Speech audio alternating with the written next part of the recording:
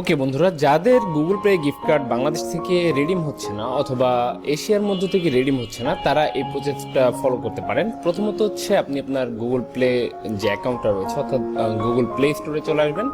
এরপর হচ্ছে payment and subscription, এই অপশনটাতে চলে আসবেন। এরপর হচ্ছে রিডিম কোড, ঠিক আছে, এই অপশনটাতে চলে আসবেন।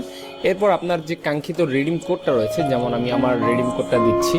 তো বন্ধুরা, এখন যদি এটাকে আমি কনফার্ম করি তাহলে দেখেন, জাস্ট আমি যদি কনফার্ম করি তাহলে এখানে কি লেখা দেখাচ্ছে, এখানে লেখা দেখাচ্ছে code country does not match to your account, okay, your account country.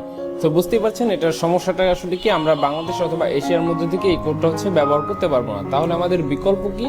তো বিকল্প যে দুইটা উপায়, সেটা হচ্ছে এক নম্বর হচ্ছে আপনার যদি ইউএসএ কেউ থেকে থাকে, সেক্ষেত্রে হচ্ছে আপনি খুব অনায়াসে তার কাছে গিফট কোডটা দিলে আপনার জিমেলে সে রিডিম করে দিতে পারে। আদারওয়াইজ ইউএসএ একটা আইপি নিয়ে নিতে পারেন, আইপি দিয়ে আপনি খুব সহজেই এই কার্ডগুলো রিডিম করতে পারবেন। সো এটার উপর যদি ডিটেলস ভিডিও চান, সেটা আপনারা কমেন্ট করে জানিয়ে দিতে পারেন। তাহলে